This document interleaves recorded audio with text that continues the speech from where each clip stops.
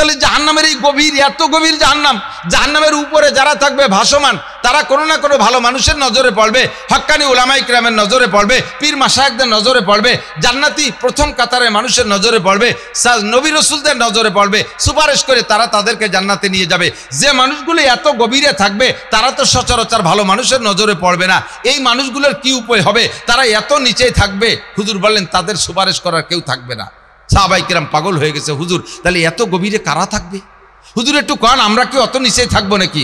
হুজুর বলেন লা তাহজানু ওয়ালা তাখাফু, তোমরা টেনশন করো না, তোমরা ভয় পেও না, ওই জায়গা থাকার মানুষ আছে আলাদা। কয় তারা কারা? হুজুর বললেন, কোরআন শরীফের আয়াত পড়ে শুনে দিলেন, ইন্নাল মুনাফিকিনা ফিদ দারকিল আসফালি মিনান নার। কাফেররাও অত তলে থাকবে না, কাফেররাও তো নিচেই থাকবে না, কাফেররাও মাঝখানে থাকবে, কাফেররা অন্য জাহান্নামে থাকবে। আর মোমেন যারা জাহান্নামে যাবে তারা ভাসমান উপরে উপরে থাকবে।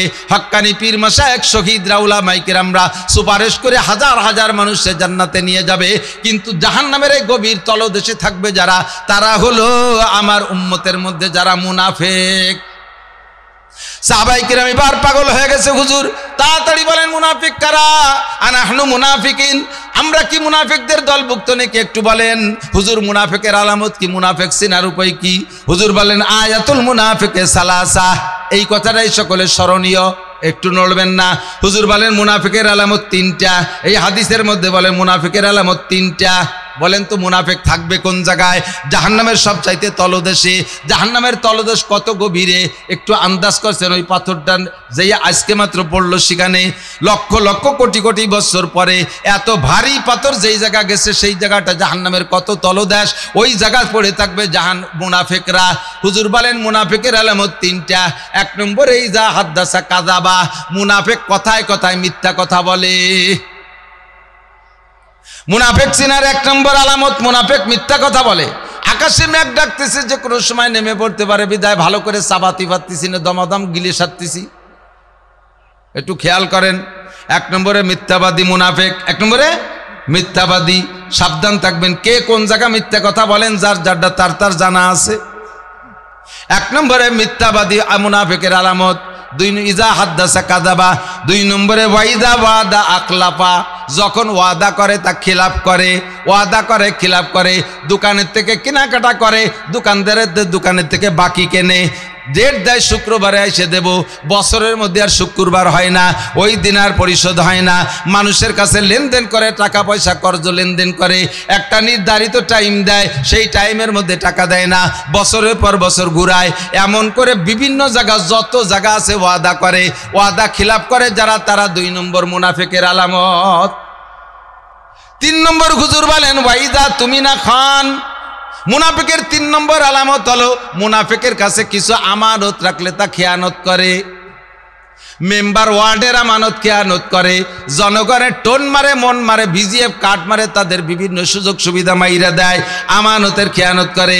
মেম্বার সাহেব ইউনিয়নের আমানতের ইউনিয়নের খেয়ানত করে চেয়ারম্যান সাহেব, সিটের আমানতের খেয়ানত করে এমপি সাহেব, মন্ত্রণালয়ের আমানতের খেয়ানত করে মন্ত্রী মহোদয়, প্রাইম মিনিস্টার দেশের আমানতের খেয়ানত করে, প্রেসিডেন্ট দেশের আমানতের খেয়ানত করে।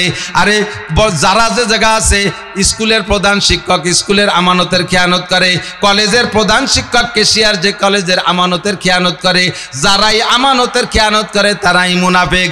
মসজিদের কেশিয়ার মসজিদের ক্যাশ মারিয়ে দেয়, যে টাকা উম্মতে জানে না ওনার কাছে কালেকশনে আসে, মানুষে না জানলে সেইটা তিনার হইয়া যায়।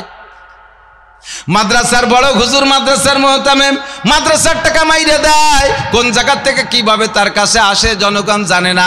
দেনেওয়ালা আর আল্লাহ আর কালেক্টর দুইজনে জানে। ভালো করে মনে রাখবেন, আমানতের টাকা মারিয়ে খাওয়া, আমানতের খেয়ানত করা হারাম, হারাম হারাম হারাম। আল্লাহু আকবার। চুরি করা যেমন হারাম, ডাকাতি করা যেমন হারাম, রাস্তায় পাওয়া জিনিস যেমন পরের জিনিস ব্যবহার করা হারাম, আমানতের খেয়ানত করা তার চাইতে জঘন্য হারাম। আর হারামে কোনোদিন আরাম নাই। হারাম হলো রাইফেলের গুলির মতো। রাইফেলের গুলি খা রুগী দেখছেন না কেন জানি না। বাংলাদেশ স্বাধীনতার যুদ্ধে সবচাইতে বাংলাদেশে শেষে স্বাধীন হয়েছে বাইঠিয়ে পড়া না, তা আপনারা তো সে সময় দেখছেন না, স্বাধীনতার যুদ্ধের সময় গুলি খা রুগী, পরে না দেখলে ওই সময় গুলি যতটুক ঢোকে ততটুক, পিছনে কি অটটুক বেরোয় না বেশ খানিক বেশি নিয়ে, বুগলা নিয়ে বেরোয় যায় না এত খানিক নিয়ে। এ হলো হারামের স্বভাব। মাঝে মাঝে কই আকাশে মেঘ ডাকতেছে, সবার মন রয়েছে অন্য দিকটা কি কব অচমা।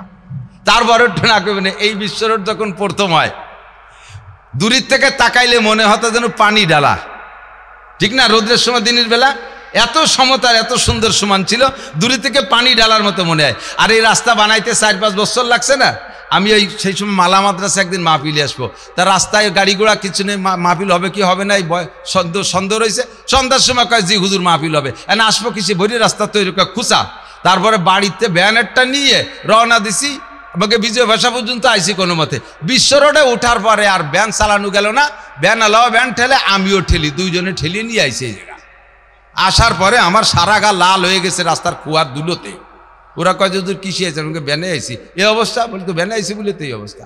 ব্যান আলাও ঠেলছে, আমিও ঠেলছি। 5 বছর ব্যান আলারা এরকম চালায়, শান্তি পাইনি। যখন রাস্তা ছাড়িয়ে দিয়েছে, তেল হয়ে গেছে, তখন প্রথম কি চালাতো মনে আছে?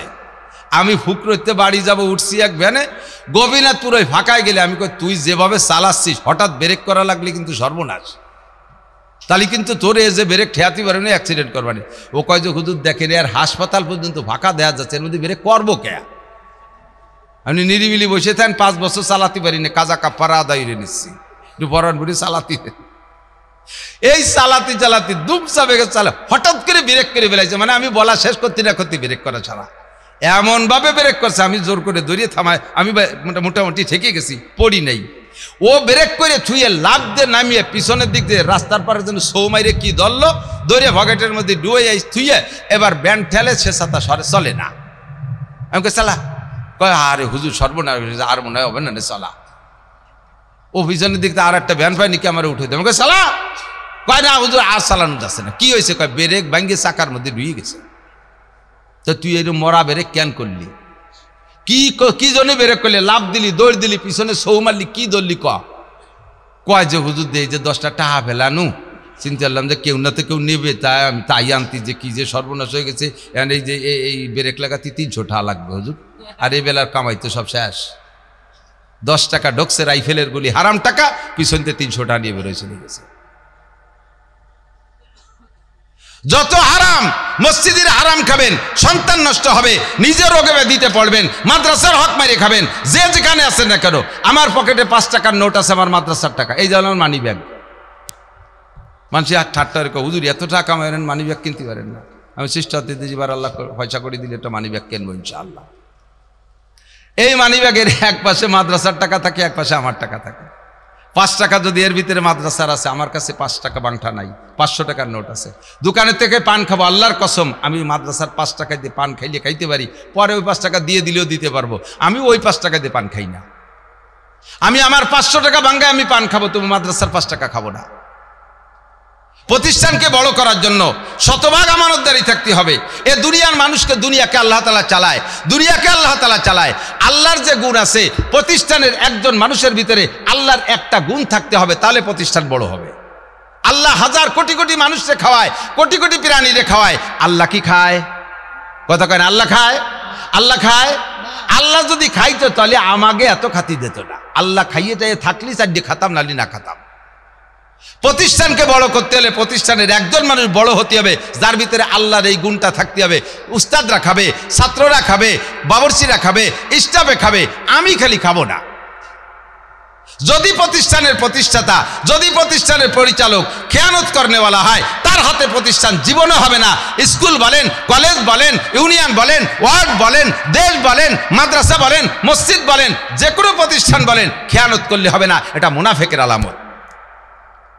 ওয়াইজা তুমি না খান, আমানত রাখলে সে খেয়ানত করে বসে। 3 নম্বর, বসো শোনা, আকাশে মেঘে দেশে ভিসকি, তার বাঙ্গাবো কি? আর বালুর করতে পারলাম না, একটু গুড়া ধরাই দিলাম। 4 নম্বর আলামত হলো মুনাফিকের আলামত, ওয়াইজা তাকাল্লামা ফাজারা। এদিক খেয়াল করেন, মুনাফিকের আলামত তাকাল্লামা ফাজারা, যখন কথা কয় কথায় কথায় গালাগালি করে, কাজানি দেয়। এরকম কিছু আল্লাহওয়ালা লোক আছে না?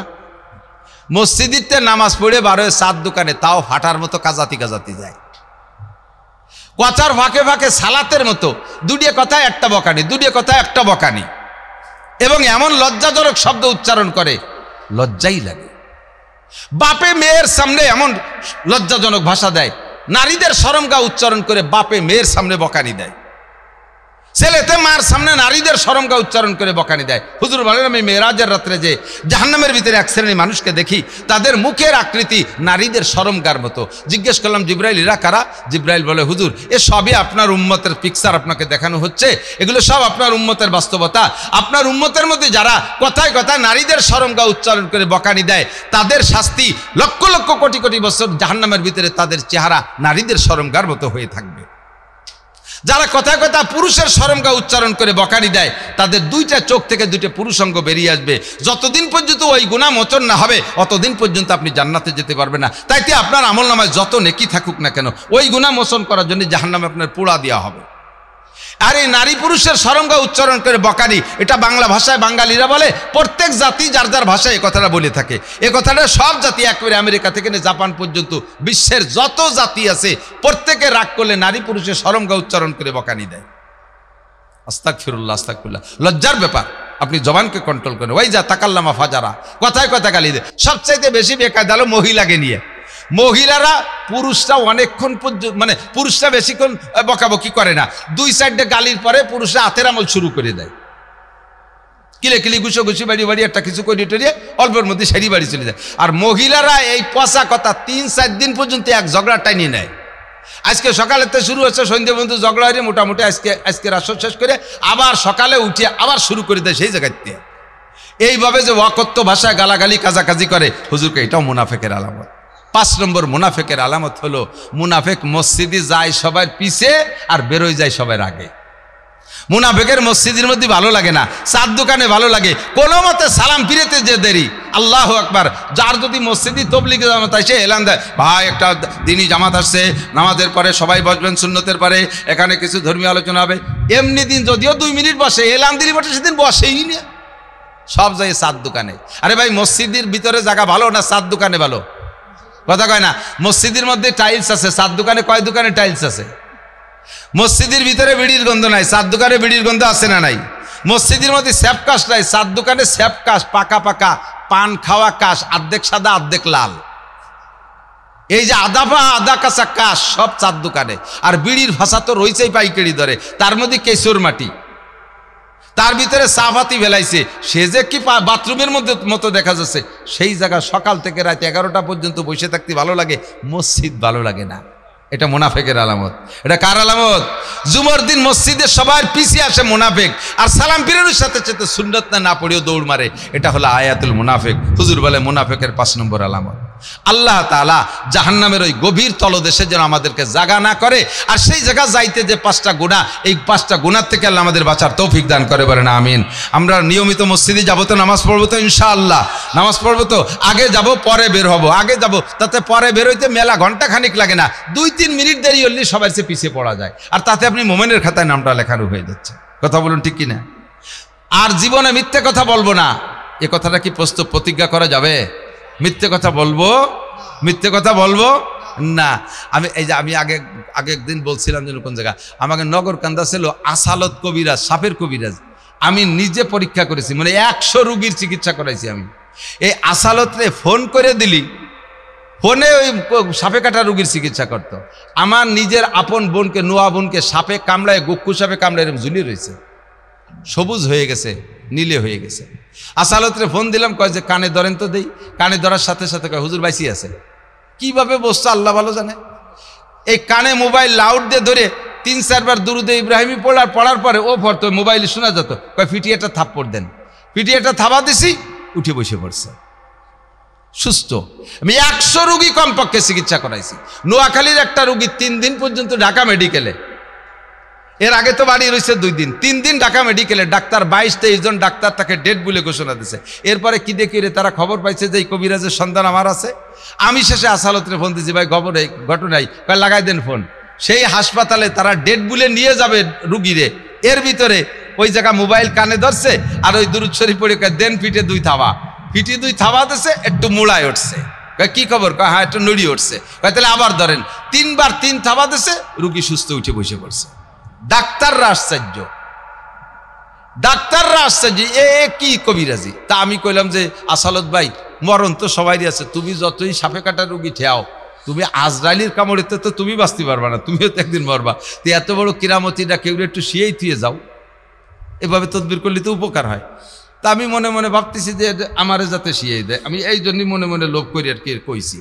তা বলতেছে হুজুর আমিও খুঁজতেছি যে এটা কেউ শিখিয়ে দিয়ে যাব, তবে ওই লোকটার 1 নম্বর শর্ত হলো মুসলমান হতে হবে, মোমেন। 2 নম্বর শর্ত আজকের আগেও কোনোদিন মিথ্যে কথা কই নেই আর সামনেও কোনোদিন কবে না।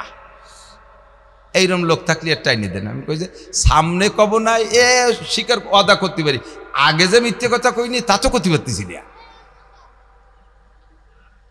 কারণে অকারণে মিথ্যে কথা হয়েই গেছে। তো পিছনেরটা আমি ওয়াদা দিতে পারলাম না, পিছনেরটা শিওর দিতে পারলাম যে মিথ্যে কথা বলি নাই, কারণে অকারণে বলিয়ে হয়ে ফেলতে পারি কোনো সময়, কিন্তু সামনে বলবো না এই প্রতিজ্ঞা করা আল্লাহ পাক আবার এইটা মেনে নেয়। তুমি পিছনে যা বলছো তওবা করো, এখন থেকে স্বীকার করো, ওয়াদা করো আর কোনোদিন মিথ্যে কথা বলবো, দেখবেন চেহারার নূর আসবে, দেখবেন আপনার ইমানই শক্তি বাড়বে, দেখবেন সালিশ বিচার করতে যে আপনি সে জায়গা খুব বুক ফুলে সালিশ করতে পারবেন। 2 নম্বর মিথ্যেবাদী মাতুব্বার জীবনেও কোনোদিন হক কথা মজলিসের মধ্যে কইতে পারে না। 3 নম্বরে ওয়াদা খেলাফ করব না, যা বলবো তাই, যা বলবো তাই। আমি এখন এই যে মাহফিল আজকেও আসছে, একজন এসে আমার এমন অফার দিয়েছে, যদি এই তারিখটা আমার দেন 1 লক্ষ টাকা দেবো। যে মাহফিলটা আমি রাখছি হয়তো আমার গাড়ি ভাড়া টাড়া দিতে পারে বা সামান্য কিছু ডানিভাবে থাকতে পারে, সে আবার 1 লাখ টাকার অফার দিচ্ছে। আমি বলে তাহলে এদের দাওয়াত কাজে বলে দেন, ওদের বলে দিন যে আমি আসতে পারবো না। তাই তাহলে তোমারটাও লেখে আর একদিন যদি একজন কয় যে হুজুর আমরা 2 লাখ টাকা দেবো, সেদিন তোমারও বলে দেবো তোমারটা জাতি পারতেছি না, তুমি এটা মানিয়ে নাও, তাহলে ওরটা ফেরত দেই। কয় না না হুজুর আমারটা নষ্ট হইলেন না, তোমারটার বেলা ভালো বোঝো, তুমি আমার এই মুনাফিকি শিখেছ। আমি মাহফিলে যেটা অ্যাটেন্ড করতে পারবো সেটা আমি দাওয়াত রাখি, যেটা পারবো না সেটা ওই মক্তব কাটিয়ে আমি হাটাজারি মাদ্রাসায় দেই না।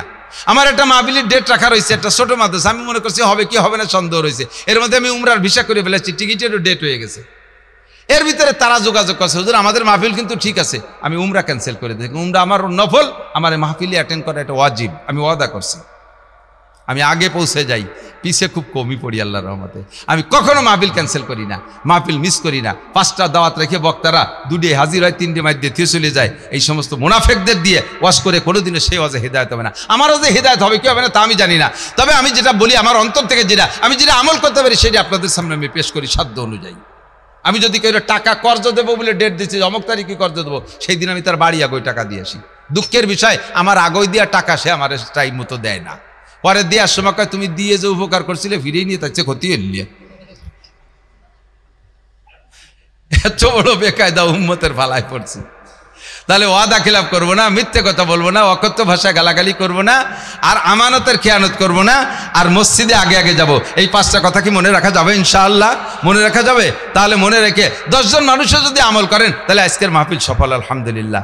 হুজুর বলেন মান তামাসসাকা বিসুন্নতি ইনদা ফাসাদে উম্মতি ফালাহু আজরু মিয়াতি শাহীদ। যে সময় দুনিয়া থেকে সুন্নতগুলো বিলুপ্ত হতে থাকবে উম্মতের অলসতার কারণে, সুন্নত কিন্তু আমাদের থেকে মিটে যাচ্ছে অলসতার কারণে। সুন্নতের বার আমল করা তেমন কঠিন না, খেয়াল করতেছেন সবাই? সুন্নতের বার আমল করা কিন্তু সহজ, বরঞ্চ সুন্নতরে তরক করা কঠিন। বোঝেন নাই কথা? দাড়ি রাখা সুন্নত না কাটা সুন্নত? কবেন না একটু? যে কয়জন রাখছে সেই কয়জন করছে, যারা কাটছে তারা করছে না। কি চালাকবিন! দাড়ি কাটা সুন্নত না রাখা সুন্নত? রাখা গুনাহ না কাটা গুনাহ? রাখতে সহজ না কাটতে সহজ? কাটতে সহজ না রাখতে সহজ? দাড়ি রাখতে সহজ না? রাখছি তো না কাটলি রাহা হয়ে গেল। জমিনরে আবাদ করতে 4-5 খান চাষ দিয়া লাগে, গড় আবাদ করতে কয় চাষ দিয়া লাগে? গড় আবাদ করতে চাষ দিয়া লাগে নাকি? চাষ না দিলেই গড় আবাদ হয়ে যায়, ঠিক না? তো দাড়ি না কাটলেই রাখা হয়ে যায়। কোনো ওজন আছে দাড়িতে? টের পান যারা রাখছেন? কষ্ট হয়?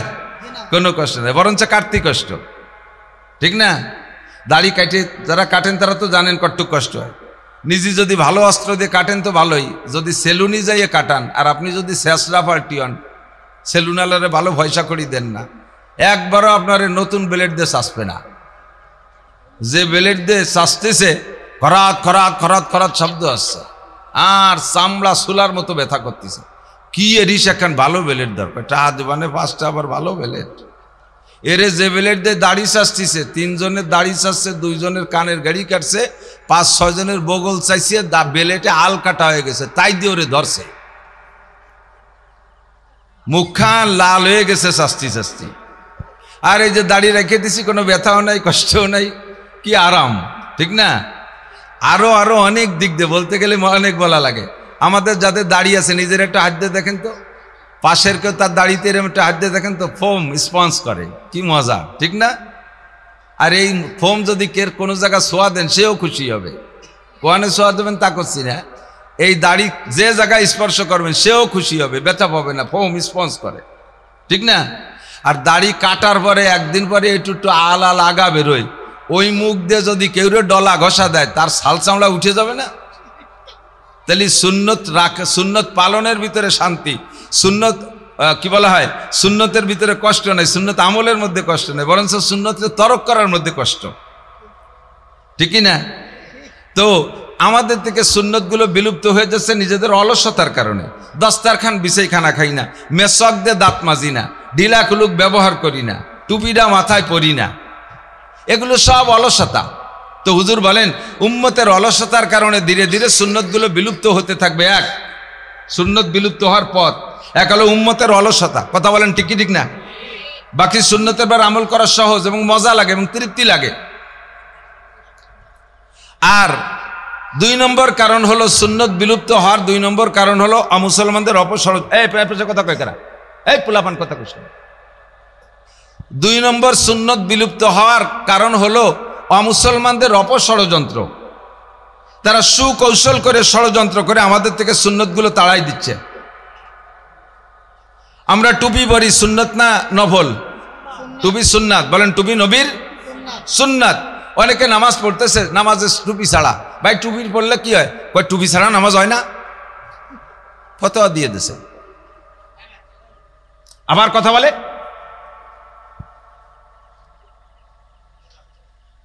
আল্লাহ। পশ্চিমেরা এখন টুপির আবার পক্ষে।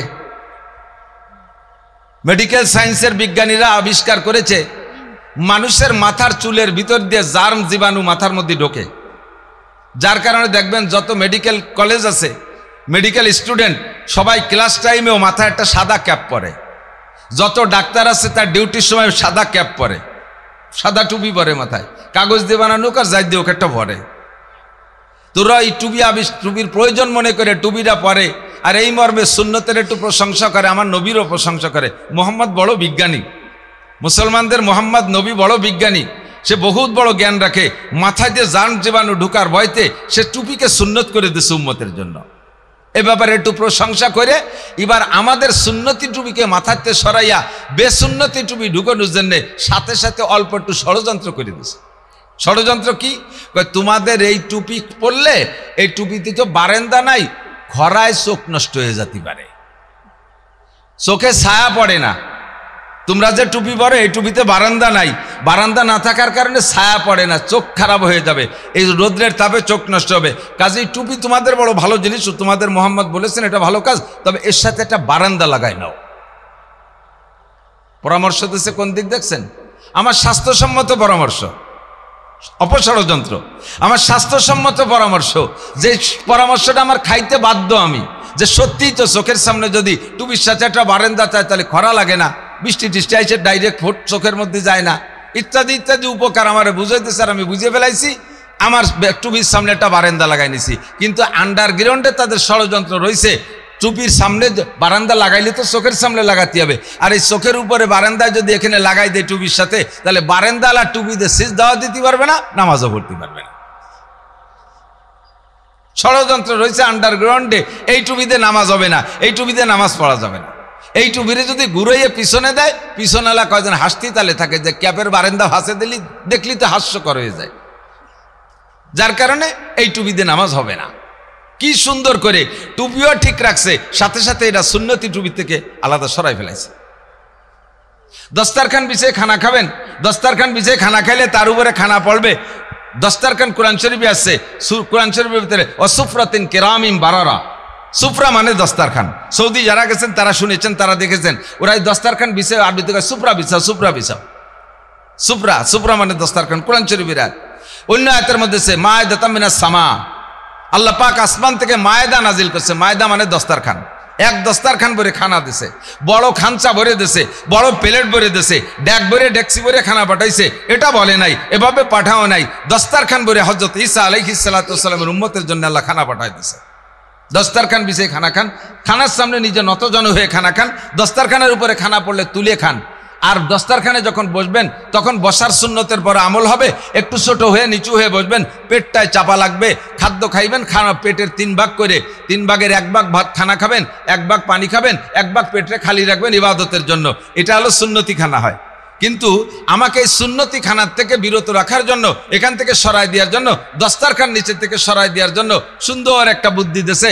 না, এভাবে খাইলে পুরো পেট ভরে খাওয়া যায় না, কি পরিমাণ রান্নাবান্না করছে, ওইরকম কাজু বাজু দিয়ে কুজো হয়ে খালি খাবার তো বেশিরভাগই খাইয়ে যে আপনার খাওয়ায় না, পুরো টান টানে সোজা হয়ে বসবেন, টেবিলের পর খাবার রেখে বাঁশের তল্লা বাঁশের সুঙ্গ টান টানে খালি গাদাতি থাকবেন। খাইতেও সুবিধা, মাজায় ব্যথা হবে না, কুজুয়া লাগবে না, বুড়িওয়ালা পেটালা নিচিয়ালা উঁচুয়ালা সবাই সোজায় খাতে পারবে। ফাঁকে তল দিতে দস্তারখান সরাই ফেলাই দিছে। মেসাক আমাদের সুন্নাত, মেসাকের ভিতরে হাজারো বরকত। মেসাক দিয়ে রেগুলার দাঁত মাজলে তিক্ত গাছের ডাল দিয়ে 1 নম্বরে দাঁতের উপকার, 2 নম্বরে হজমি শক্তির উপকার, 3 নম্বরে চোখের পাওয়ার বাড়ে, 4 নম্বরে চেহারার নূর বাড়ে। এগুলো হলো আমার বাহ্যিক উপকার। আর নবীর সুন্নতের উপকার হলো, যদি কোনো ব্যক্তি 5 ওয়াক্ত ওযুতে মেসাক করে ওযু বানায় নামাজ পড়ে, 1 ওয়াক্ত নামাজের বিনিময়ে আল্লাহ তাআলা তাকে 70 ওয়াক্ত নামাজের সওয়াব দান করে। নামাজ পড়বেন, 1 ওয়াক্ত সওয়াব পাবেন 70 ওয়াক্ত নামাজের। এত বড় লাভ আমাকে সেখানে মেসাকের মধ্যে রেখেছে। 2 নম্বর, মেসাকের দ্বারা মেসাক ব্যবহার করলে আপনার আভ্যন্তরীণ শক্তি বাড়ে। মেসাক ব্যবহার করলে নবী পাক বলেছেন, যেই ব্যক্তি রেগুলার মেসাক করে 5 ওয়াক্ত নামাজে বা যখনই ওযু করে, তখন ওযুর সাথে ওযুর সময় পকেটে একটা মেসাক থাকবে, মেসাকটা বের করে এ পাশে একটা ডলা দেবে। 3 বার ডলা দেওয়ার সাথে সাথে আল্লাহ পাক তাকে এই মেসাকের আমলের কারণে 100 শহীদের সওয়াব দান করে। মেসাকে কয়শো শহীদ? 100 শহীদের সওয়াব। 3 নম্বর উপকার মেসাকের, সেটা হলো হুজুর বলেন, যে লোকটা রেগুলার মেসাক করে ওই লোকটার মরণের সময় কলেমা নসিব হবেই হবে। এই বাড়িতে সুবহানাল্লাহ কোন নাই? মরার সময় কলেমা দরকার আছে না নাই? নাকি নৌকো কতি কতি মল্লি পরা জান্নাত, দানের শেষ কইতে কইতে মরলে জান্নাত? হ্যাঁ, কোনো মার্কায় আমাকে জান্নাত দিতে পারবে? একটা মার্কায় আমাকে জান্নাত দেবে, সেটা হলো কলেমার মার্কা। জোরে বলেন, কি মার্কা? মরার সময় হুজুর বলেন, মান কানা আখিরু কালামিহি লা ইলাহা ইল্লাল্লাহ ফাদাখালাল জান্নাহ। যে লোকটার মরণের সময় জবানে কলেমা লা ইলাহা ইল্লাল্লাহ এসে গেল, ওই লোকটা বিনা হিসাবে জান্নাতি। ফাদাখালাল জান্নাহ, সে যেন জান্নাতে চলিয়েই গেল। আসলে হওয়া দরকার ফায়াদখুলুল জান্নাহ, সে বেহেশতে যাবে। আল্লাহ তাআলা বলেন, নবী তাআলা বলেন ফাদাখালাল জান্নাহ, যে মরার সময় কলেমা পড়ে মরল সে যেন বেহেশতে চলিয়েই গেল, তার আর কোনো বাধা নাই। তাহলে এই মরণের সময় কলেমা পাইতে গেলে কি লাগবে? কইতে কইতে ভুলে গেছে, কি লাগবে? একটুখান কি লাগবে? তো মেসাক আপনার বাড়ি রয়েছে আর আপনি এই মসজিদে এসে ওযু বানাইছেন, আপনার কি মেসাক করা সম্ভব হলো? তাহলে মেসাকটা রাখতে হবে কোথায়? পকেটে রাখতে। অত বড় একখান মেসাক পকেটে খুশি রাখে কেন ভাই? এত বড় একখান মেসাক যদি পকেটে না ধরে, এরকম টেলিভিশনের ভেতরে একটা মোবাইল পকেটে ধরে কে?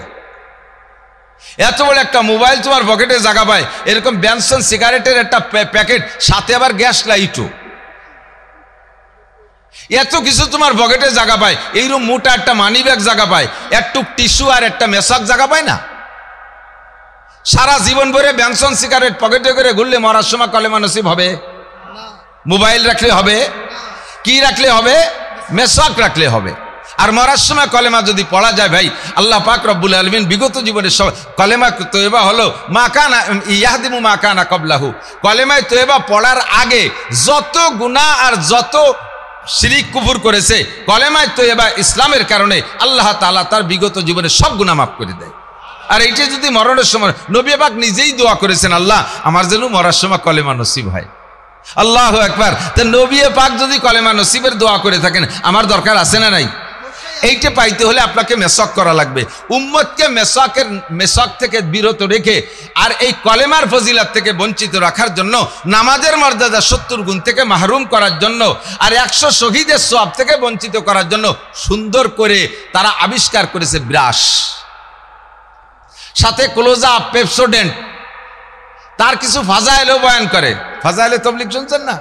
টেলিভিশনে ফাজাইল বয়ান করে কাগজে এক জাক ডানা কাটা পরি, অর্ধ উলাঙ্গিনী মহিলাদের কোলো জাপে দাঁত বিকছে যে বিস্কি মারিয়ে পড়ে, আর বিরাজ দেখা যায় তাতে যুবক যুবতী বুড়ো বুড়ো সব স্টক করার কায়দা, ওকে চেহারা দেখা। আর এই পেপসোডেন্ট আর ক্লোজআপ আর বিরাজ দিয়ে দাঁত মাজা শিখেই দেওয়ার কারণে এর ফাজাইলও বয়ান করে দিচ্ছে, সেভাবে সবাই তা গ্রান্ট করে নিছে, এমন সুন্দরভাবে বয়ান দিছে যাতে আলেম উলামা পীর মুরিদ সবাই এক কথায় সে কথাটা মেনে নিয়ে গেছে, হ্যাঁ সত্যি এটা উপকারী। আর তখনই সব সেই বিরাজ আর পেপসোডেন্টের ভক্ত হয়ে গেছে, অনায়াসে পকেট থেকে মেসকটা বেরোয় চলে গেছে। খুব সুন্দর করে ষড়যন্ত্র করে দেখেন কি কায়দায় মেসক থেকে আমাদেরকে বঞ্চিত করছে। ভালো করে মনে রাখবেন। বসো শোনা, বসো। যদি কোনো বিরাসের দাম হয় 1 কোটি টাকা, যদি কোনো বিরাসের দাম হয় 1 কোটি টাকা, আর কোনো দাঁতের মাজন বা পেস্ট পাউডারের দাম হয় 1 লক্ষ টাকা, আল্লাহর কসম 1 কোটি টাকা দামের বিরাস দিয়ে আর 1 লাখ টাকা দামের পেস্ট দিয়ে আপনি 1000 বছরও যদি হায়াত পান বিরাস করেন আর দাঁত মাজেন, হয়তো দাঁত মাজার লাভটা আপনার হতে পারে, কিন্তু মেসওয়াকের যে সুন্নতের সওয়াব, খুদার কসম এই সওয়াব আপনি পাবেন না। এটা আপনার গাছের ডালই লাগবে। ষড়যন্ত্র করে আমার থেকে টুপি সরাই দিয়েছে, ষড়যন্ত্র করে আমার টেবিলে উঠে দিয়েছে, খানার সময় দস্তারখান থেকে বঞ্চিত, ষড়যন্ত্র করে আমার থেকে মেসক সরাই দিয়েছে। রাতভর বলতে পারবো তাদের ষড়যন্ত্রের শিকার আমরা কি পরিমাণ। সুন্নতি বা সুন্নতের সব সুন্নত আমাদের থেকে সরাই দিয়েছে। নবী আলাইহিস সালাম বলেন, এইরকম মুহূর্তে মান তামাসসাকা বিসুন্নতি ইনদা ফাসাদে উম্মতি ফালাহু আজরু মিয়াতি শাহীদ। যেই সময় একটা সুন্নত দুনিয়ায় এভাবে বিলুপ্ত হতে থাকবে, তোমরা যদি সুন্নতকে জিন্দা করার উদ্দেশ্যে একটা সুন্নতের পর আমল করো, আল্লাহ পাক তোমাদেরকে 100 শহীদের সওয়াব দান করবে। আমলের পার্থক্য, ইমানের পার্থক্য বললাম। সাহাবায়ে কিরামের ইমানের চাইতে আখেরি জামানার উম্মতের ইমানের দাম 100 গুণ বেশি। সাহাবায়ে কিরামের আমলের চাইতে আখেরি আপনাদের এই জামানার উম্মতের আমলের দাম কত বেশি? 100 শহীদের সওয়াব। বলেন কত? বাঙালি শহীদ না, বাঙালি শহীদ যে 21শে ফেব্রুয়ারিতে কলা গাছের গলা কেটে গেন্দা ফুলির মালা দেয় শহীদ, ও কটা শহীদ কি শহীদ না? হয়ে গেছে কেউ। ওই কয়েকজন মারা যাওয়ার পরে, মৃত্যুর পরে তৎকালীন ক্ষমতায় যারা ছিল বাংলাদেশের বড় বড় উলামায়ে কিরামদেরকে ডেকে নিয়ে গেছে, নিয়ে বলছে, হুজুর কন্ত আমাকে এই উপলক্ষে যারা মরছে যে ভাষার আন্দোলনে, এরা কি শহীদ কিনা বলেন তো? এখন হুজুররা দ্বিমুখী বিপদে পড়ে গেছে। আমরা তো সব সময় পড়ে যাই, কারণ আমরা বিপদে পড়া, একদিকে আপনাকে কাছ থেকে দান পাট কুষ্টা মুষ্টা চাইল খুদ বাসটাস কালেকশন করা লাগে, আবার হক কথা কোয়া লাগে। হক কথা করতে গেলে আপনাকে গায়ে পড়ে, গায়ে পড়লে আবার বাস কালেকশন করতে গেলে আহিয়ালা বাস দিয়ে দেন। এই যে বিপদে পড়ে যাই আমরা। তখন হুজুররা ওই নেতাকে সামনে যায়, এখন এই কয়েকজন শহীদ কি শহীদ না এই বলতে যে থামিয়ে গেছে, চুপ করে বসে রয়েছে। 1-2 ঘন্টা চলে যাচ্ছে। কন হুজুর কন, তাড়াতাড়ি কন, আমাকে কালকে দিবস পালন করতে হবে। আর হুজুররা কিছু কয় না। হুজুরকে ভয় হলো যদি শহীদ বলে দেই আর অরিজিনাল শহীদ না হয়, তাই তো ও পাশে যে ডান্ডা বেড়ি খাতি হবে। আর যদি শহীদ না এই কই, তাহলে ইরা আমাকে ধরে ডান্ডা বেড়ি দেবে, জেলে ডুববে। কি করবো, কি কব না কব, এগুলো সব হুজুর চুপ করে বসে রয়েছে। তো নেতারা একটু হুজুরকে একজনের সাহায্য করছে। হুজুর, এক নেতা, হুজুর আপনি ভয় পাচ্ছেন কেন? কন কিছু কন। কি কব, আমরা দ্বিমুখী ঝামেলায় আছি। কি আপনাকে ঝামেলা তো বুঝতে পারলাম না। আপনাকে কাছে তো শুনছি যে শহীদের লাশ মাটিতে পচে না, তাই না হুজুর? কয় জি হ্যাঁ, শহীদের লাশ মাটিতে পচে না। তো বলে দেন যে কজনের শহীদ বলতেছে ওই কজনের কবর খুঁজে দেখো, ওরা তো 3-4 মাস আগে মরছে। যদি লাশ পচে তাহলে শহীদ না, না পচলি শহীদ। কয়ে দেন কয়টা লাশ খুঁজে দেও।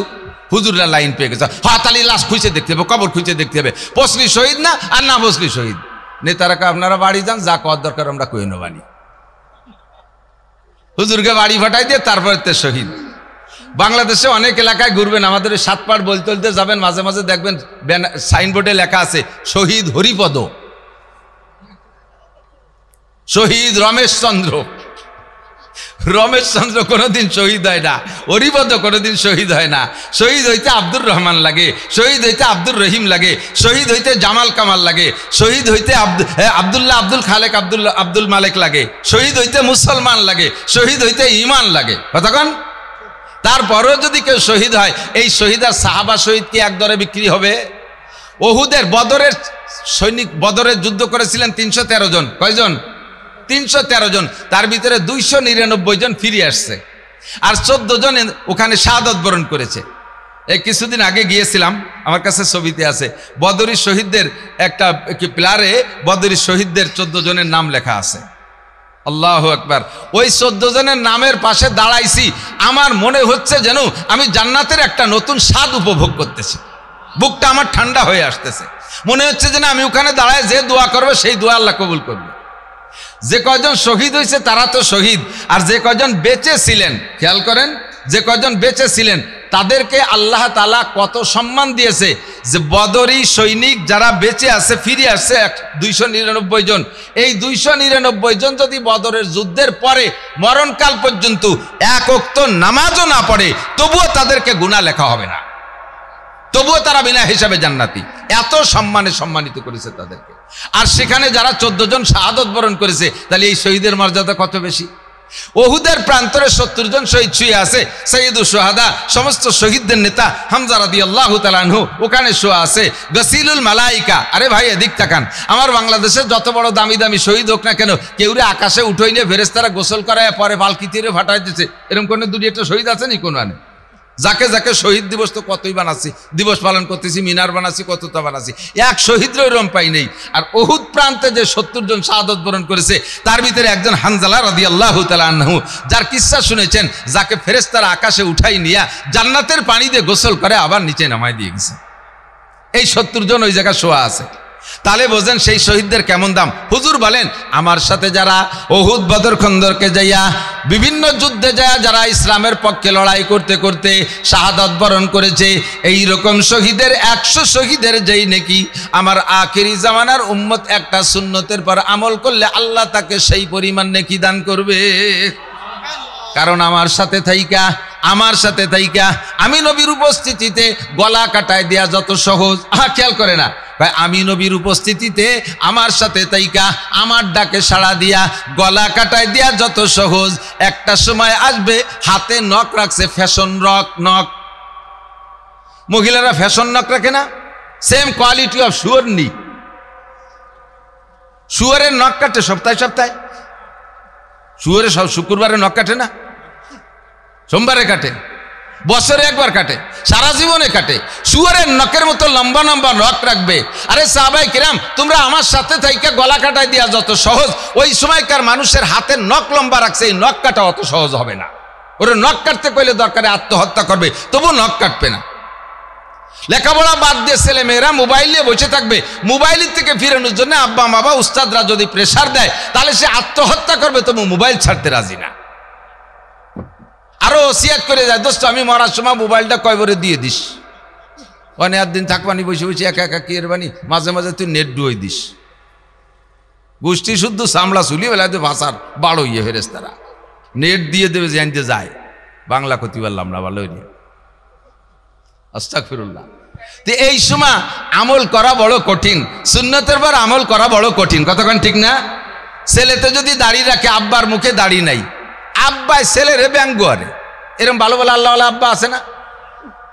ভালো ভালো আল্লাহওয়ালা আব্বা না, দামড়া আব্বা। ছেলেতে দাড়ি রাখছে, কলেজে পড়ে স্টুডেন্ট, চরমনাই পীর সাহেবের মুরিদ, জামাতে ইসলামের কর্মী, অথবা দাওয়াত ও তবলিগের সময় লাগাইছে, দাড়ি রেখে বেলাইছে। আব্বাই ছেলের তুই এই বয়সে দাড়ি রাখছিস, তোর কি দাড়ি রাখার বয়স হয়েছে নাকি?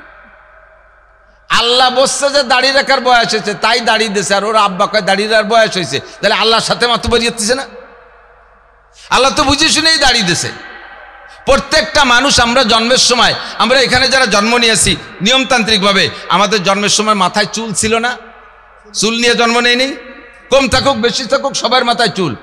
মাতৃগর্ভে 4 মাসের ভিতরে আমার বডি তৈরি হয় নাই, 4 মাসের মাথায় যে বডি হয়েছে একটুকেরটা, এই একটুক বডিরে আর 4 মাসের ভিতরে একটুক পরিমাণ মতো 2.5-3 কেজি বানাইছে। এর ভিতরে 2.5-3 মাসের ভিতরে আমার মাথায় এত বড় বড় চুলও দিয়ে দিছে। যে আল্লাহ তাআলা মাতৃগর্ভে থাকা অবস্থায় মাথায় এত বড় চুল দিতে পারলেন, ওই আল্লাহ তাআলা মাতৃগর্ভে থাকা অবস্থায় একটু দাড়ি দিতে পারতেন না? তো দাড়ি না দিয়ে চুল দেশে, চুল দিয়ে দাড়ি দেয় নেই কেন? চুলের মর্যাদা আর দাড়ির মর্যাদা এক না, চুলের মশলা দাড়ির মশলা এক না।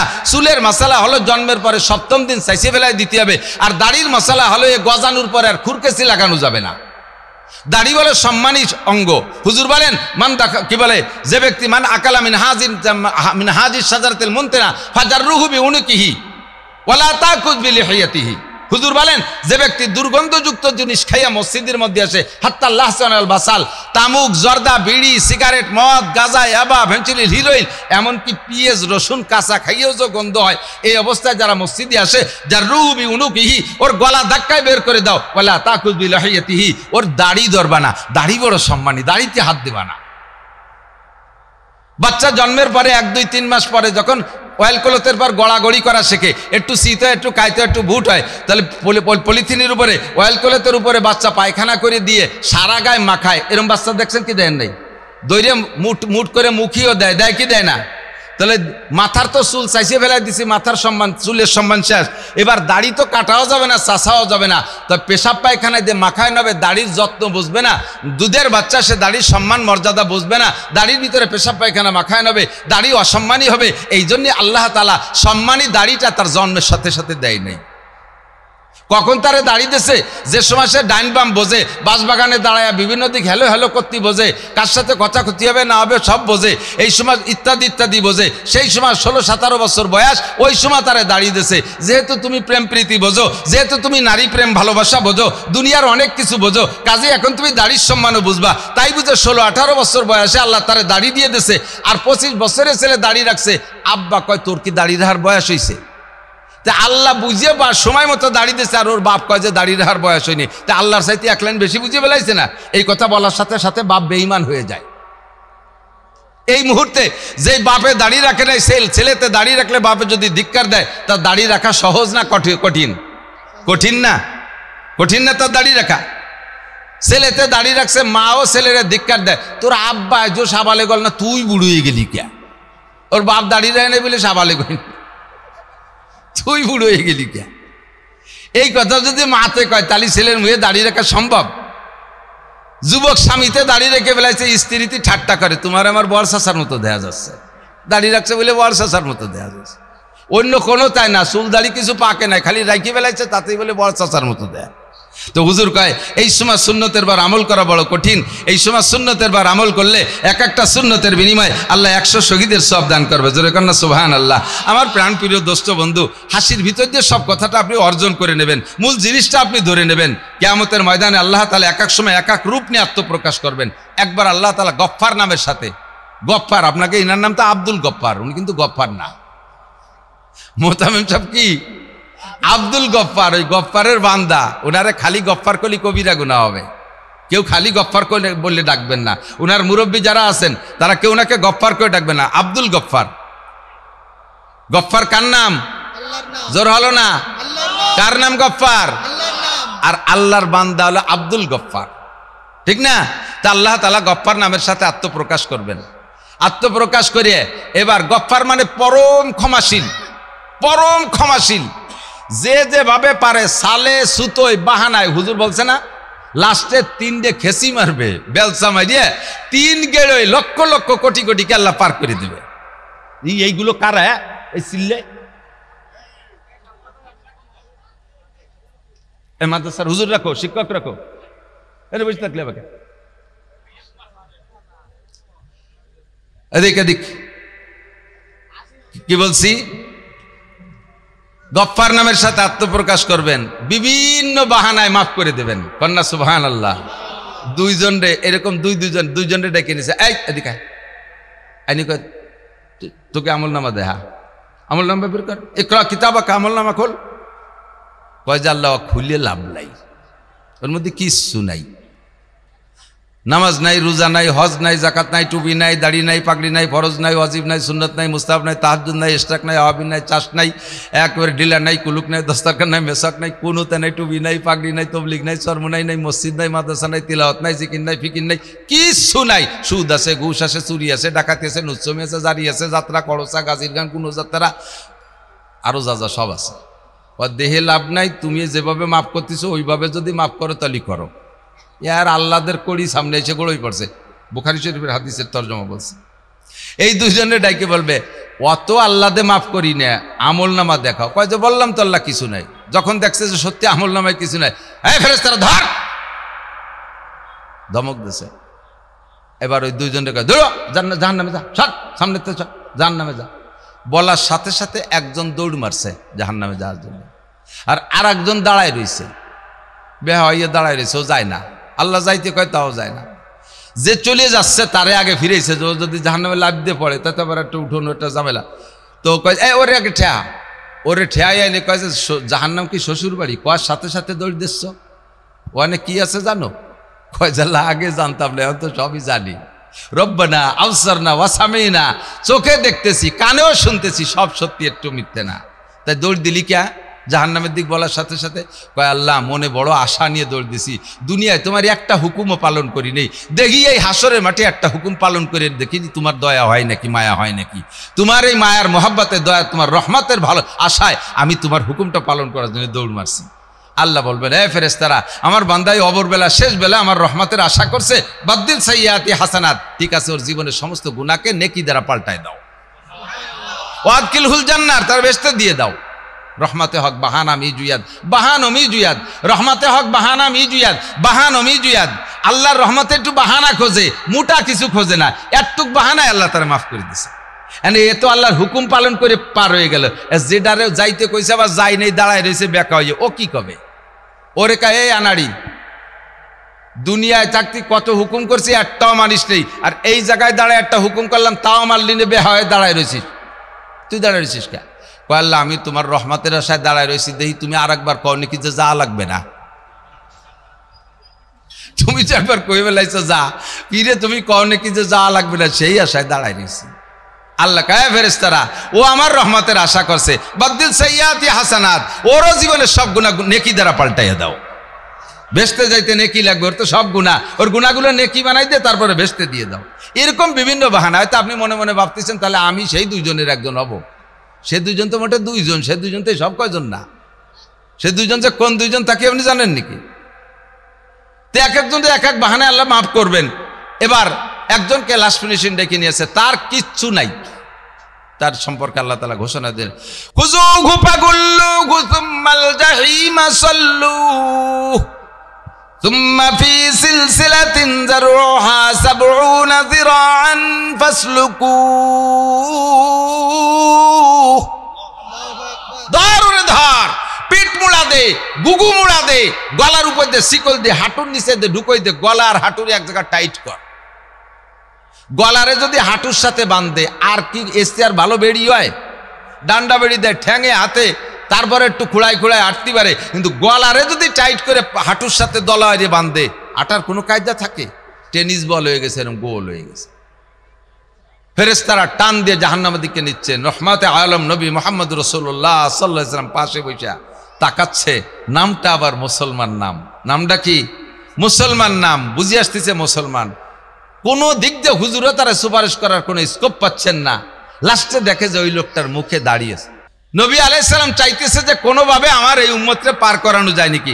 ইতিমধ্যে নজর পড়ে গেছে ওই লোকটার মুখের দিকে, দেখে যে একেবারে সুন্দর দাড়ি, নামাজ নাই, রোজা নাই, হজ নাই, জাকাত নাই, ফরজ ওয়াজিব কিচ্ছু নাই, শুধু আছে মুখে চারটে দাড়ি। যে লোকটা জীবনেও স্লিপ করে পশ্চিম দিক পড়ে না, আষাঢ় খালিও উল্টো দিক পড়ে, ঈদের দিনও বোর সাথে মারামারি বাদে এই দিন নামাজ পড়ে নাই, বাপের জানাজার দিন সেদিনও বাগানে দাঁড়ায় দাঁড়ায় বিড়ি খাইছে, শুক্রবারে জুমার দিন টেলিভিশনের সামনে করে বসে থাকে, শুক্রবারে কি হয় তার জানা নেই, কোনো কিছু কোনো আমল নেই। এই লোকটার মুখে দাড়ি, এ কি সুন্নতের নিয়তে দাড়ি রাখা লোক? ও আন্তর্জাতিক খ্যাতি সম্পন্ন কিরপিন, দাড়ি কাটতে পয়সা লাগে, সেই ভয়তে দাড়ি কাটি নাই, তাই ধুয়ে দেশে রয়ে গেছে। এ দাড়িও তার সময় মতো কাজে লেগে গেছে। এবার মুখে দাড়ি দেখে হুজুরটা রব্বি আল্লাহ আল্লাহ কয়েকটা ডাক দিছে। আল্লাহ ফেরেশতারা দাঁড়াও, আমার দোস্ত ডাক দিল কেন, কি যেন পাইছে। কি দোস্ত? কয় আল্লাহ বান্দা তোমার নাফরমানি করছে, তোমার দোজকও তোমার, অর্ডারও তোমার, তোমার অর্ডার মিস করার মতো কেউ নাই, দোজকে সে যাবেই যাবে, তোমার বান্দারে তুমি দোজকে দিয়ে দাও। তবে আল্লাহ তোমার বান্দার মুখে আমার সাইডে সুন্নত দেখা যাচ্ছে, আমার এই দাড়ি যেন আগুনই পড়ে না। আমি নবীর সুন্নতি দাড়ি তার মুখে দেখা যাচ্ছে, আল্লাহ মেহরবানি করে দাড়ি কটা খুলে রেখে তোমার বান্দা তুমি দোজকে দিয়ে দাও, আমার দাড়ি আমার সুন্নত একটু খুলে রাখো, দাড়ি শহরে দোজকে দিতে হবে। আল্লাহ কয় না, তাও হয় না, তা তো হয় না, তাহলে তো তুমি মিথ্যেবাদী হয়ে যাও। কিভাবে আমি মিথ্যেবাদী হব? কেন তুমি হাদিস কইছো না উম্মতরে, তামুতুনা কামা তাহয়াউন ওয়া তুহশারুনা কামা তামুতুন, তামুতুনা কামা তাহয়াউন ওয়া তুহশারুনা কামা তামুতুন। জীবন যাপন তোমার যেমন হবে, মরণ তোমার তেমন হবে। মরণ হবে যেই চেহারায়, হাসর হবে সেই চেহারায়। মরণ হবে যেই ফিগারে, হাসর হবে সেই ফিগারে। ও তো জীবন যাপন করছে দাড়ি নিয়ে তার মরণ হইছে। হাসরে যদি তার দাড়ি আর তার বডিরে আলাদা করে ফেলাই, তুমি রাসূল মিথ্যাবাদী হইয়া যাও। কাজেই মুখ থেকে দাড়ি সরানো যাবে না। নবী পাক সুযোগ পাইয়া আরো টাইট করে দাঁড়াইলেন, আল্লাহ কোনো মতে আমার সুন্নতি দাড়ি যেন জাহান্নামের মধ্যে না দেখি। তোমার বান্দারে পোড়াই বা জ্বালাইবা, আমারও জায়গা কোনো অভিযোগ নাই। আমার দাড়ি যেন সুন্নতি দাড়ি যেন আগুনে না যায়। এবার আল্লাহ পাক রব্বুল আলামিন বলবেন, হে ফেরেশতারা, দাড়ি যেখানে দাড়িওয়ালাও সেখানে। দাড়ি যেহেতু জাহান্নামে যাবে না, দাড়ি যেহেতু আগুনে পড়বে না, দাড়ি যে জান্নাতে দিতে হবে। কাজেই দাড়ি যে জায়গা, দাড়িওয়ালাও সেই জায়গা। দাড়ির ওসিলে আমার বান্দার সব গুনাহ মাফ করে জান্নাতে দিয়ে দাও। দোস্ত কাজে লাগবে একদিন, এই শিখে উড়োই দিও না। দাস্তা বাকার দরচে বসা সারে মার রেখে দাও, কাজে লাগবে যদিও সাপের মাথা। দাড়ি কটা রেখে দাও, বয়সী দেখায়, বয়সী এখন দেখাইতে পারে, তবে এই বয়সটা অনেক দিন টেকসই হবে। দাড়ি রাখলে দাড়ি যত কাটবেন তত পাকবে তাড়াতাড়ি। দাড়ি কাটলে দাড়ির উপরে যে প্রেসার পড়ে, এতে দাড়ি পাকে তাড়াতাড়ি। আজকে একটু আগা বেরোনোর সাথে সাথে সাদা সাদা ভাব হয়ে যাচ্ছে, পাকতেছে তো দমাদম করে, চাইছিয়ে ফেলতেছেন, দেখতে দিচ্ছেন না। হঠাৎ করে একদিন ভাইজান আব্দুল কাইম সাহেবের কাছে ধরা পড়ে গেছেন। উনার কথায় দাড়ির জন্য দাড়ি রাখার সিদ্ধান্ত নিয়ে ফেলাইছেন। সরমুনার হুজুরের কাছে বায়াত হয়ে গেছেন, দাড়ি রাখার সিদ্ধান্ত নিয়ে ফেলাইছেন। এতদিন দাড়ি কাটে কেটে খোকা ছিলেন, চাচা হওয়ার বইতে দাড়ি রাখেন নাই। দাড়ি রাখলে চাচা কয়, বৌতিও চাচা কয়। যেই বইতে চাচা হওয়ার বইতে দাড়ি রাখেন নাই, আজকে হঠাৎ করে দাড়ি রাখিয়ে ফেলাইছেন। আর চাচা হওয়ার সুযোগ পাবেন না, 100টে দাদা হয়ে যাবেন। ফকাফক সাদা দাড়ি, সাদা দাড়ি মুখিতে বেরোয় পড়ছে। আর চাচা ক্লাসটা আপনি পার করতে ওই 100টে পার হয়ে গেছে, চলে গেছেন, 100টে দাদা হয়ে চলে যাবেন। এখন এই দাড়ি রেখে দেন, পাকবে দেরিতে, অনেকদিন পর্যন্ত চাচা হয়ে থাকতে পারবেন। খোকার থেকে একটানে চলে যাবেন। বাকি দাড়ি রাখার ভিতরে সম্মানও পাওয়া যায়, দাড়ি কাটার ভিতরে অসম্মানী। কথা বলেন, একবার বয়স 50, এ ভাই দাড়ি রাখে না, প্যান্ট শার্ট টাইকট পরে একেবারে ইয়াং সাজিয়েছে। আর একবার বয়স 25, আপন দুই ভাইয়ের মধ্যে এরকম বয়সের পার্থক্য হয় না। বড় ভাইয়ের বয়স 50, ছোট ভাইয়ের বয়স 25। ছোট ভাই মৌলানা এত বড় দাড়ি রাখছে। দুই ভাই একসাথে কাশিয়ানির বাজারে যে দেখেন কাপড়ির দোকানে, খুব ভিড় দোকানের ভিতরে, দুই ভাইয়ের সাথে দোকানদার কি আচরণ করবে? বড়জন রে তো যুবক দেখা যাচ্ছে, অল্প বয়সী মনে হচ্ছে। দোকানদার বড়জন রে কয়, ছেলে পেলে সরিয়ে দাঁড়াও। আর ছোট ভাইরে কয়, কাকা আপনি চেয়ারে বসেন। বড় ভাইয়ের বয়স 50, তারে ধাক্কায় করে, ছেলেরা নিচেই দাঁড়া। আর ছোট ভাইয়ের বয়স 25, তারে দাড়ির ওসিলায় সম্মান দিয়ে চেয়ারে বসায় দেয়। দুনিয়া যেমন আখেরাতে এরকমই হবে ইনশাআল্লাহ। চারটে দাড়ি রাখা যাবে না। দাড়ি ইমানের ডাল, আইসে গেছে একটু কয়ে যায়, তারপরে ওয়াজের দিকে যাবে, এখনো যাই নেই ওয়াজের দিক। খেয়াল করেন, দাড়ি হলো ইমানের ডাল, প্রত্যেকটা সুন্নত ইমানের ডাল। ইমানের ডাল বোঝেন না? ইমানকে পাহারা দেওয়ার জন্য যে বেড়া বা ঢাল, এইটা হলো দাড়ি। 1 নম্বরে দাড়ি। আপনার দাড়ি কাটা অবস্থায় মুখ দিয়ে যে কথা বলতে পারবেন, আমার বিশ্বাস দাড়ি রাখার পরে সেই সব কথা মুখ দিয়ে বলা যায় না। দাড়ি কাটার অবস্থায় যে গুনাহ করতে পারেন, দাড়ি রাখার পরে সেই গুনাহ আপনি করতে পারবেন না, বিবেকে বাধা দেবে, দাড়িতে আপনারে ঠেকাবে। দাড়ি কাটা অবস্থায় যে সমস্ত জায়গা তাকাইতে পারতেন, যে সকল মেয়েদের সাথে কথা বলতে পারতেন, যে মেয়েদেরকে দেখা তাকাইতে পারতেন, দাড়ি রাখার পরে আর পারবেন না। দাড়ির সাথে যদি একটা টুপিও মাথায় ওঠে, আরও আপনারে হেফাজত করে ফেলবে। না রে, আজে বাজে কাজ করা যায় না।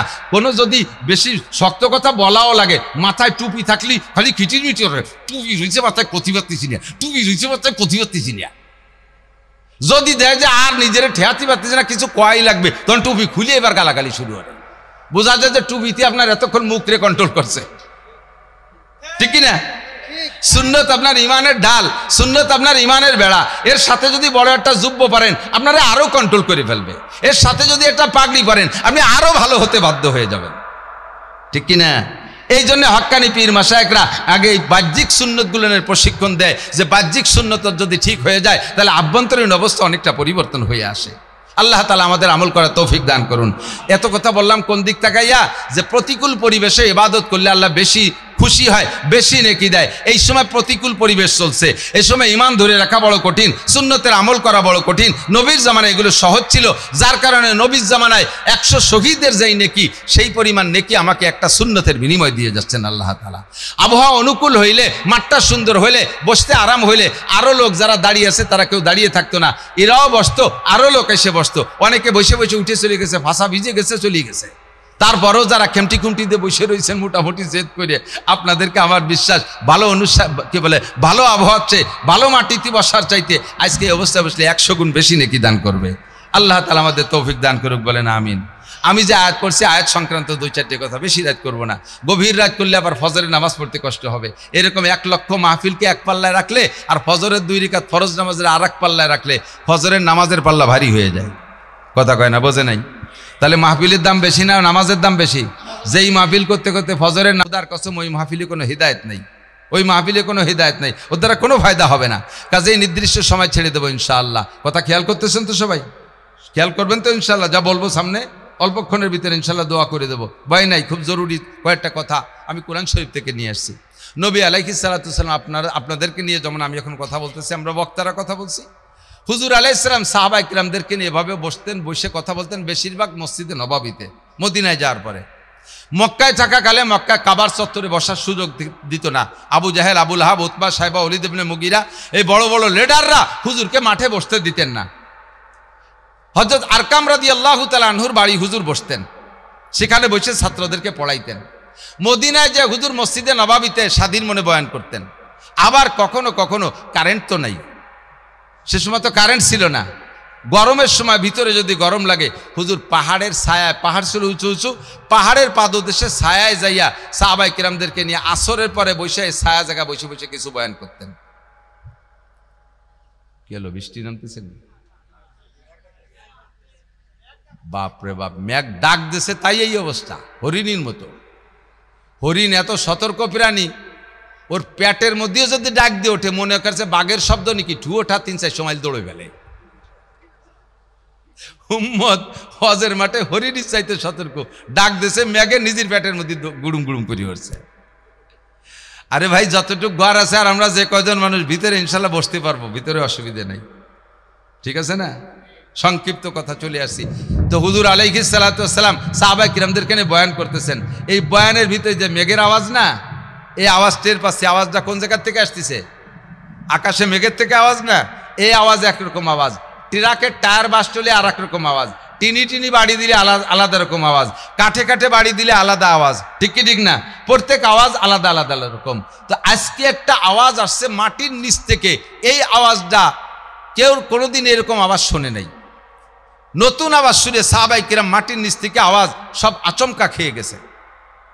হুজুর আলাইহিস সালাতু ওয়াস সালাম জিম ধরে গেছেন, চতুর্দিক থেকে মদিনার মানুষ হুজুরের দিকে আসতেছে। হুজুর নিচের থেকে আওয়াজ, তাকে ইসরাফিল আলাইহিস সালাম সিংহায় ফু দিল, কিয়ামত হবে নাকি, এইগুলো হুজুর জিম ধরে গেছে। মদিনাওয়ালারা ভয় পেয়ে দৌড়িয়ে আসতেছে। হুজুর চক্ষু বন্ধ করে কিছুক্ষণ থাকার পরে সাহাবায়ে কিরাম বললেন, আইয়ু সাউতিন হাজি হাজি ইয়া রাসূলুল্লাহ, হুজুর এটা কিসের আওয়াজ? হুজুর বললেন, এটা একটা নতুন আওয়াজ। কিসের আওয়াজ? কয় যে আল্লাহ পাক রব্বুল আলামিন জাহান্নামকে পরিপূর্ণ উত্তপ্ত করে কমপ্লিট করে এবার জাহান্নামের উপরের থেকে একটা পাথর ছেড়েছিলেন। যেদিন জাহান্নাম কমপ্লিট হয়ে গেছে সেই দিন একটা পাথর ছাড়ছে, ওই পাথরটা আজকে জাহান্নামের তলদেশে গিয়ে পড়ছে। বোঝেন নাই? তাহলে হুজুর এই পাথরটা ওজন কতটুক? হুজুর বলেন, জিবরাইল আমাকে জানাই দিছে, এই পাথরটা যদি জমিনের উপরে রাখা হয় আর সারা পৃথিবীর সমস্ত মানুষ যদি একসাথে এই পাথরটার উঁচা করার চেষ্টা করে, তাহলে মাটির থেকে 1 আঙ্গুল পরিমাণ উঁচু করতে পারবে। এত ভারী পাথর জাহান্নামের উপরে থেকে ছাড়ছে, আর সেই পাথরটা আজকে যে নিচে পড়ছে কত লক্ষ কোটি বছর আগে ছাড়ছে আল্লাহই ভালো জানে। আর আজকে নিচে যে পড়ছে সেখান থেকে একটা শব্দ আছে, এই শব্দটা সেই শব্দ। তাহলে অনুমান করেন জাহান্নাম কত গভীর। সাহাবায়ে কেরাম শুনিয়ে তাদের তো দিল নরম, কান্নাকাটি শুরু করে দিয়েছে। হুজুর তাহলে জাহান্নামের এই গভীর, এত গভীর জাহান্নাম, জাহান্নামের উপরে যারা থাকবে ভাসমান, তারা কোনো না কোনো ভালো মানুষের নজরে পড়বে, হক্কানি উলামায়ে কিরামের নজরে পড়বে, পীর মাশায়েখদের নজরে পড়বে, জান্নাতি প্রথম কাতারের মানুষের নজরে পড়বে, নবী রাসূলদের নজরে পড়বে, সুপারিশ করে তারা তাদেরকে জান্নাতে নিয়ে যাবে। যে মানুষগুলো এত গভীরে থাকবে তারা তো সচরাচর ভালো মানুষের নজরে পড়বে না। এই মানুষগুলোর কি উপায় হবে? তারা এত নিচেই থাকবে, হুজুর বললেন তাদের সুপারিশ করার কেউ থাকবে না। সাহাবায়ে কিরাম পাগল হয়ে গেছে, হুজুর তাহলে এত গভীরে কারা থাকবে? হুজুর একটু কন, আমরা কি অত নিচেই থাকবো নাকি? হুজুর বলেন লা তাহজানু ওয়ালা তাখাফু, তোমরা টেনশন করো না, তোমরা ভয় পেও না, ওই জায়গা থাকার মানুষ আছে আলাদা। কয় তারা কারা? হুজুর বললেন, কোরআন শরীফের আয়াত পড়ে শুনে দিলেন, ইন্নাল মুনাফিকিনা ফিদ দারকিল আসফালি মিনান নার। কাফেররাও অত তলে থাকবে না, কাফেররাও তো নিচেই থাকবে না, কাফেররা মাঝখানে থাকবে, কাফেররা অন্য জাহান্নামে থাকবে, আর মোমেন যারা জাহান্নামে যাবে তারা ভাসমান উপরে উপরে থাকবে। হক্কানি পীর মাশায়েখ শহীদরা উলামায়ে কিরামরা সুপারিশ করে হাজার হাজার মানুষকে জান্নাতে নিয়ে যাবে। কিন্তু জাহান্নামের এই গভীর তলদেশে থাকবে যারা, তারা হলো আমার উম্মতের মধ্যে যারা মুনাফিক। সাহাবায়ে কিরাম এবার পাগল হয়ে গেছে, হুজুর তাড়াতাড়ি বলেন মুনাফিক কারা? আনাহনু মুনাফিকিন, আমরা কি মুনাফিকদের দলভুক্ত নাকি একটু বলেন। হুজুর মুনাফিকের আলামত কি, মুনাফিক চিনার উপায় কি? হুজুর বলেন আয়াতুল মুনাফিকে সালাসা, এই কথাটাই সকলের স্মরণীয়, একটু নড়বেন না। হুজুর বলেন মুনাফিকের আলামত তিনটা, এই হাদিসের মধ্যে বলে মুনাফিকের আলামত তিনটা। বলেন তো মুনাফিক থাকবে কোন জায়গায়? জাহান্নামের সবচাইতে তলদেশে। জাহান্নামের তলদেশ কত গভীরে একটু আন্দাজ করছেন? ওই পাথরটা যে আজকে মাত্র পড়লো, সেখানে লক্ষ লক্ষ কোটি কোটি বছর পরে এত ভারী পাথর যেই জায়গা গেছে, সেই জায়গাটা জাহান্নামের কত তলদেশ, ওই জায়গায় পড়ে থাকবে মুনাফিকরা। হুজুর বলেন মুনাফিকের আলামত তিনটা। এক নম্বর এই যা হাদ্দাসা কাযাবা, মুনাফিক কথায় কথায় মিথ্যা কথা বলে।